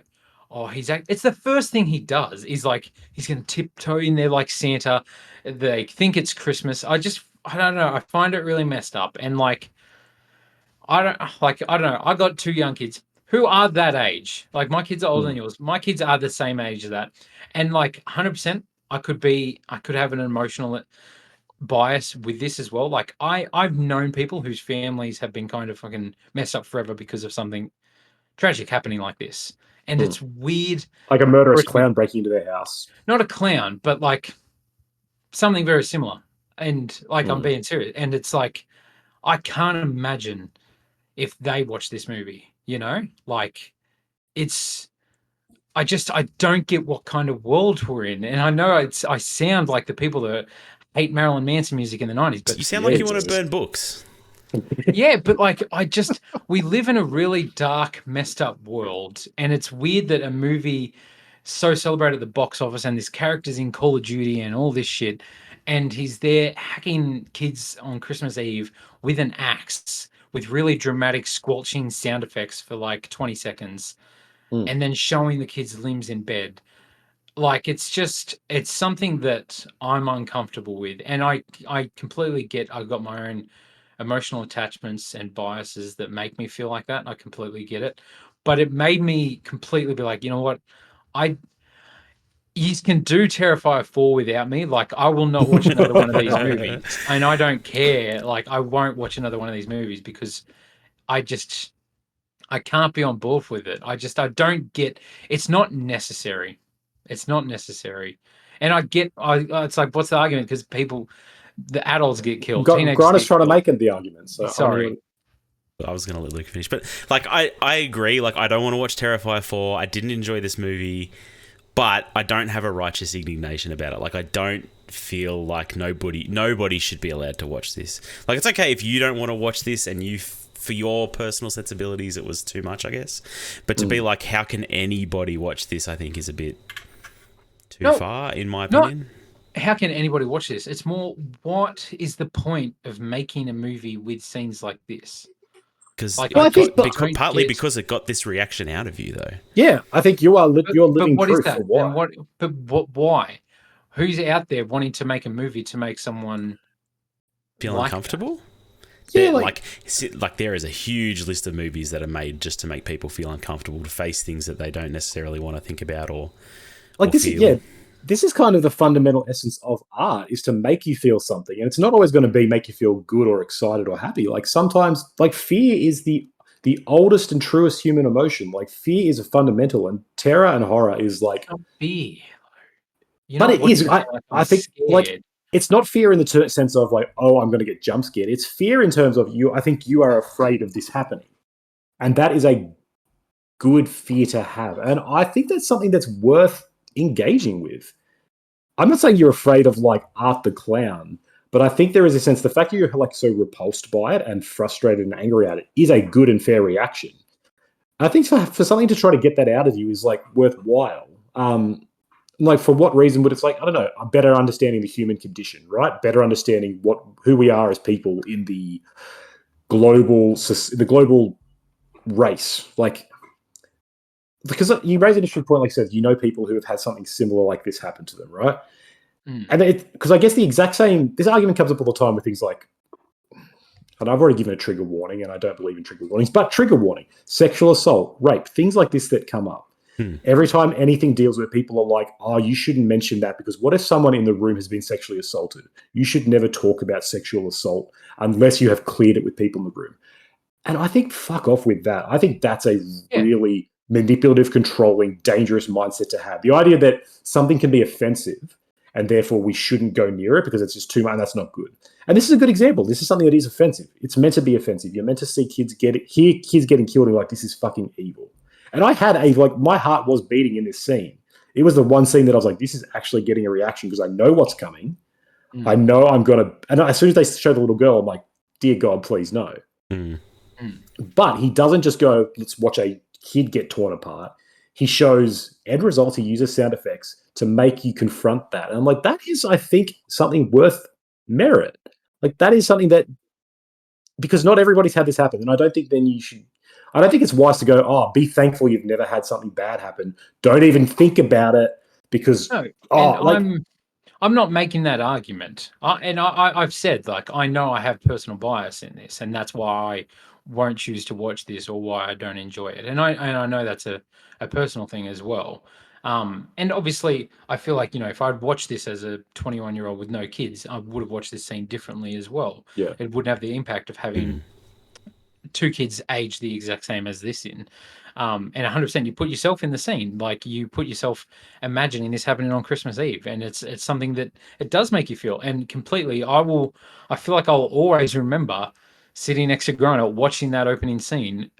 As much as maybe the other movies aren't memorable, that scene does have it now.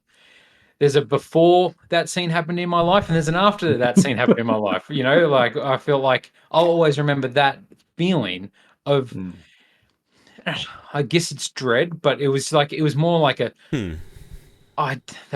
this is messed up that they're doing this, and like 100% made me feel not queasy, like, oh, I'm going to vomit. I'm just like, I feel weird sitting here with a popcorn bucket, like, and a Pepsi Max watching this film, and like watching it as if it's entertainment is the only thing I feel. And I feel like, you touch on other things, and I've said that always the time. Like, obviously, I feel like most subject matter is open slather, and like, there's trigger warnings and stuff like that. And I know there's people who've survived, sexual assault, rape, and all that, and that stuff's in movies. Game of Thrones is a popular show, and I know people would watch that and struggle to watch it due to their own personal experiences. And we're not going to filter that for everybody else in the world, but there's just a weird part of me that feels like kids almost should be off limits when it comes to that. But I also don't feel like in those shows or movies where rape isn't played for like some like, oh, listen to the sound effects of this happening. Like, this is, you can picture what's going on here, and the villain's like coming out and he's going to do a stupid mime smile and laugh like this stupid prick he is. Like, it's just, I don't know. It's different. It's my own personal thing, and I get it. But yeah. No, I think it's a totally valid opinion to like not want to engage with this any further because you're affected by it in this way. But I don't know. I think by definition that was kind of the goal to some degree, like to make you have some sort of reaction at the start of this movie that's going to be full of very gross scenes. And I think it's effective. And like, I agree, Luke, like I don't want to watch Terrifier 4. I didn't enjoy this movie. I think it almost does go too far, but it was just too much for me. But I'm okay with it being for me, and other people can watch it, and I don't care. Like, that's fine. I don't think it crossed a line, is what I will say. It's why I'll be doing Terrifier 4 solo pod, which I'm ready for. That's fine. So yeah, you guys thought you guys didn't click with this movie at all. Beyond the opening scene, even like there was I think so. Watching the other movies at home, it's like I can look away, I can look at my phone. I'm here with my wife, and not that Luke wasn't good company by any means, but we're on the lounge with the lights on. Like, I'm not really engaging with these movies in the way they probably wanted me to. Whereas in the cinema, I'm in the dark. The sound effects are very, very loud. They're very, very oppressive. And then way too close to the screen. I wanted to be like 2 rows back. Can we just hold on one sec? Luke has never, ever been happy with the seat that I have picked in the cinema, yet he chooses to turn up to the movie 2 minutes before it starts every single time. So I just want to say, waiting for you, and then I realize you're in there, and I'm like, oh, you were not. I will not be responsible for the choice of seats. I was quite happy with our seat. Okay. I just need to put that rumor to rest. Okay. But again, like I said with Terrifier 1, there's this, you can see the strings, you can kind of have fun with it. This was too realistic for me in some ways. Like, it was just too much. I didn't feel squeamish, but I felt very uncomfortable watching it in a way that I don't want to necessarily experience again. Like, I'm sorry, to follow up the first scene, which traumatized me, and then have Victoria go into town on herself with a knife, with a like shard of glass. Insane. very disturbing. And not my ideal of a Friday night after a long, hard day at work. I'm like, oh, man. I want to sit back and watch football right now. So we are referring to a scene where Victoria masturbates with a piece of broken glass, causing blood to spill. Kill another person. Which is also like a pretty horrific kill. Like that scene where he tears a man's skin off his face. Again, it's like, that's not how flaying skin works. You can't physically do that, whatever. But it's just so fucking horrifying that I was like, what I was reminded of watching that? I was reminded of like the Mortal Kombat fatalities that we have now. Yes. Yep. Where I remember, honestly, when they got to that point where it was like the graphics were so good and it was just like, watch this guy cut someone in half and then like play with his bones. I was honestly, I don't like it now that the Mortal Kombat fatalities are this over the top and excessive. But most fans are like, yeah, give me more of that. Give me more of that. And I think there's something there, again, like the horror of the earlier ones where they were a little bit toned down, left some to the imagination, was more compelling. But I know, in my mind, I'm like, people are still playing Mortal Kombat and eating that shit up. And like, it's the exact same thing. Like, they are meant to just be like, how is this happening? Like, you can't do that to somebody, but it's so gross and hilarious. And yeah, like, I don't know. I respect this movie for at least trying to find new ways to gross you out. Like, having her go to town on herself and like, and the whole cinema was just like, oh, for like the 6 minutes of that scene. We were all just revolted. Yeah, that whole scene, like even her in the bathtub just covered in mold and viscera and like everything about that house was unpleasant. Even Art just sitting there lifelessly and him poking at him. I don't know. I didn't like that scene. It was a lot. Yeah. That scene also raises, I guess, my main issue with the movie is like where the writing in the second one was a big step up from the first one because there was actually an attempt at a story. The writing in this one is like, okay, you guys, it's as bad as the second one, if not worse. And I'm like, this is no longer novel. This schlocky B story with characters who talk like they've just been written by a ChatGPT. And with who do the stupidest things you can do even for horror movie standards. Yeah. Having this now after 2 movies, I'm like, this is kind of I'm sick of. And so that guy's a good example. He comes up to this clown, he's like, "Are you real?" And he's waving in his face like, "Hey, are you real?" For ages. And I'm like yeah, like getting them the brain of this guy. He thinks this clown is a real person going to kill him, so he gets in front of his face and he's like, "Are you actually a real person who will kill me?" There's just no logic there. Like, what's the positive thing that could come out of that?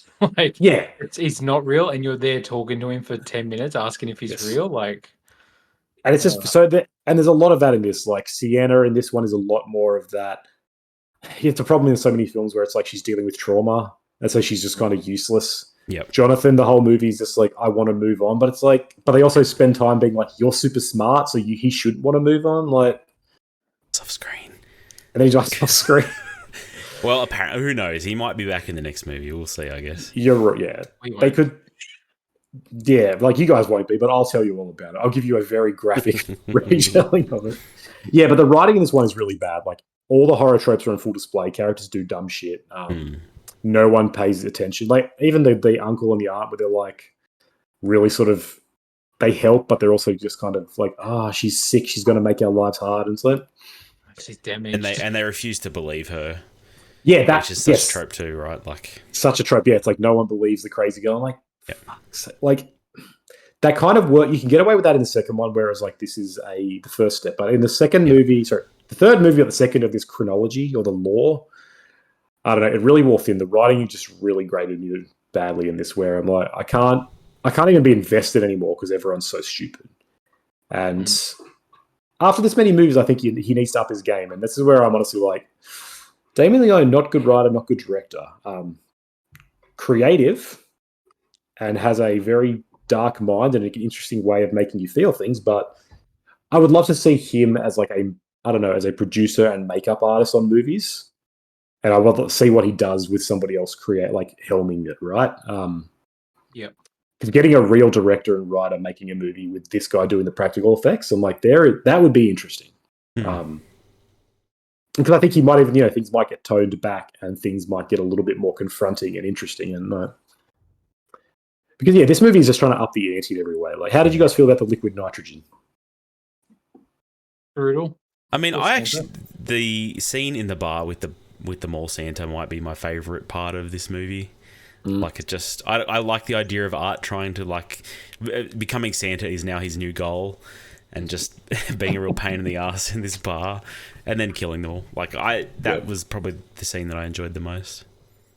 Which involved the most liquid nitrogen too. And you get a good gun pull as well. Yep. I probably agree. I think that's like a memorable scene. I really like the actor that plays Santa. Like I think he does a good job. And he's got his friend Clint Howard, beloved character actor. Yeah, exactly, from Austin Powers. Yes. Oh, so good. But that's a pretty good kill. It's disturbing. Poor Santa. I don't know. I still don't mind the story outside of Art, like with Sienna and all that, but I feel like it's definitely weaker here than it is in the second one, because it does go into all the trope territories. I'm not a fan of Victoria at all. It goes off the rails with the demon possession and all this sort of stuff that I'm not sure if I'm about or enjoy. Again, I feel like I'm not a big fan of the third act. And a lot of the stuff it does with that. The chainsaw kill in the shower, where basically now it's on a dude. Fantastic. Going that way and seeing the detail as the chainsaw goes up there and what gets in its way was very uncomfortable. Yeah. And that kind of uncomfort is I'm fine with seeing in a movie. I was like not fine with, but I was like, okay, yeah, like it's meant to make me feel like that, and I'm all right. You've always been a big fan of ball torture. Exactly. We know this about you. Exactly. But yeah, 100% just characters are stupid in these films. In this film, this movie has like the middle chapter problem too, where it doesn't really resolve anything. The ends Empire on a Strikes Back. No, because that's good. That's what they called it. No, that's what they called it. That's what I think the directors out instead. It's like the Empire Strikes Back of the Terrifier franchise. That's a generous comparison. Like it's just very clearly leading into another movie. Yes. Yeah. Plus, there's pacing problems with this movie. Like she goes to the Terrifier and retrieves the sword off screen. Her brother dives off screen. Like there's all of these feel like scenes that he had to cut for one reason or another. Which is weird because they're kind of the most interesting scenes, or the places where you could actually do some. Like her going back to the Terrifier could be interesting, and like I don't know, that's where you do trauma dumping and lore expansion, right? And at least start to have a character moment where she has to make a choice. But they just like, I got it, and instead they like have a lot of on my hands. Yeah, and there's just so many cheesy moments with her and her cousin, which is like. Again, this is a script that was written by ChatGPT, and I'm like, I don't think he's aware that he's writing bad characters. I think he's like, this is how you write character, and that just shits me off to no end because I'm like, you've been doing this for 6 years, dude. 8 years actually. Like, I don't know, write better characters. The one scene I just want to mention, I thought it was cool where she sees the demon in the forge, and there's like a statue of Mary holding him shackled up. I don't know. What did you guys think of that sort of weird kind of leaning into religious lore. I was like super confused. I will come clean. I watched Terrifier 2 after Terrifier 3. And so I was never forgot we sure if could have like discussed that. I was never sure if like, oh yeah, this is something that was established in Terrifier 2 or this is some new weird shit that he's made up. Yeah, okay, that's going to be pretty full on. Pretty weird, yeah. That's the thing. Going from 1 to straight to 3 is a big jump, I feel like, in Yeah. who If I had, Art is I and assumed what's that gone there on was with Art. no continuation of plot. I should have watched 2, 3, and then 1 maybe. But anyway, just what the time I had. Yeah. Yeah. Yeah, no, this one spends a lot more time trying to expand on the lore, and I'm like, you Mm. don't need it. But I'm also curious still. I'm just like, I wonder what he's going to do with this. Like, is the Terrifier 4 in hell? Seems like it, doesn't it? Does she go into hell to find Gabby? I'm like, I don't know. Maybe that's interesting. There's like a whole army of arts just torturing people in hell. I don't know. I don't know. It's weird to Only think if like other who's people make going to be on cameos. her side in hell. It's weird. All her family and friends who were killed, I guess.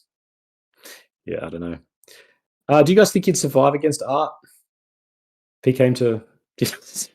I probably wouldn't survive against any horror villain. I'll put that Not out even. I tell you what, I've seen what Art does. If he's coming towards me, I'm doing it myself. I'm like, no, I'm out. Mm, Yeah, Like, true. I'm not going through this for the next 20 minutes. yeah, nip that in No, the bud. like, stuff this. No, good call. Good call. You guys have a favorite kill in this one? Mine is the dude getting his head flayed. It's pretty extreme. Santa getting his beard cut off? Is that what you mean? Or? No, the guy went in the house when Victoria is taking care of herself. Oh, So yes. remember, Yeah. he literally peels his skin and just like Yes, pulls it that's right. down. It's Yeah. Mm. It was quite impressive. No, I enjoyed all those kills in the bar. Yep. Because it'd be another gun pull as well. It's good. Yeah, the bar stuff. I feel like outside of the opening scene, the kill that I think was the most brutal, as in like, oh, that's really uncomfortable, is the mother. With Oh the yeah, tube like down her mouth and yeah. hammering it in and then putting a rat in there. That was the next Yeah. level where I was like, you know what, maybe people are throwing up. I was I think maybe, that was inspired by maybe. Fast and the Furious 2, if you didn't know. I haven't watched Fast and Furious 2, but Haven't you? Is They literally put a bucket full of rats on someone's stomach and heat it up so they chew through his stomach. that's Game of Thrones. It can happen in two things. Happens in Too Fast, Too Furious. I love I that think you it also- referenced Fast and Furious 2 low instead of Game of Thrones. You're like, I think it also happens way in. more It's the OG. effective. Yeah, I think it happens in 1984 as well. There's like Yes. a similar I'm thing. sure it happened all the time back then.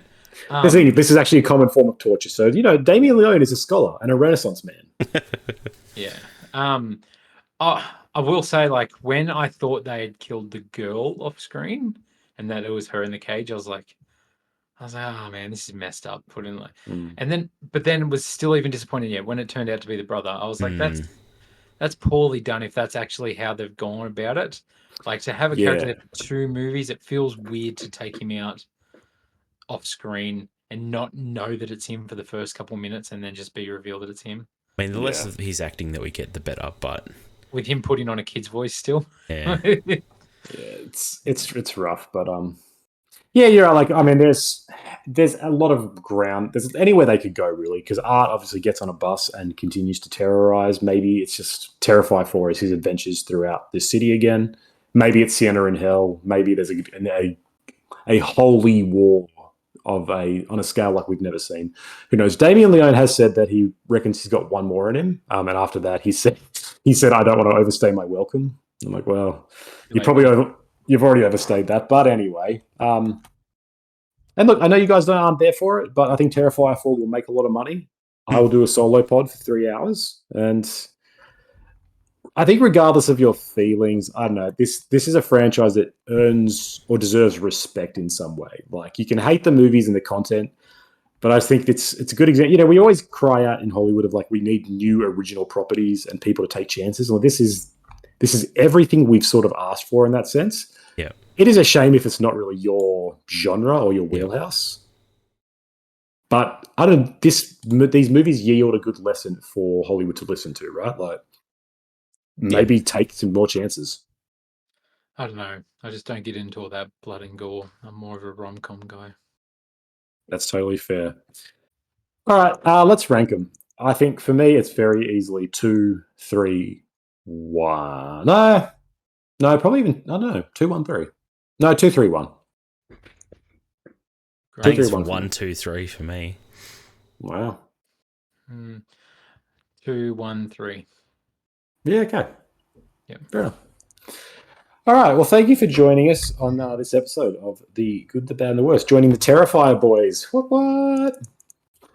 Next week, next fortnight, whatever, we are doing Gladiator 1 and 2. Yes. Notably, merciful, bloodless times. There was no torture or suffering in ancient Rome. So, Can't wait to get into yes. some lighthearted films where Yeah, it'll be easy. some subject material is treated with respect. That's right. So, yes, join us for that. This podcast was brought to you by my books, The Taste of Iron and The Good Grotesque. They also have a lot of horror, and I'm starting to realize now maybe there's a problem with me, not necessarily with movies. Either way, if you like Terrifier, you'd probably find something to enjoy in these books, maybe. Yeah, there you go. We're appealing to the sickos. Like, 100% buy this book if you like Terrifier. Yeah, let's just lean got into a book for you. Yeah, you're our people. You're our hive. If you like this podcast, please like, share, and subscribe. Follow us on Spotify or iTunes or wherever you get your podcasts. Thank you again, and we'll catch you next time. See ya. Thanks.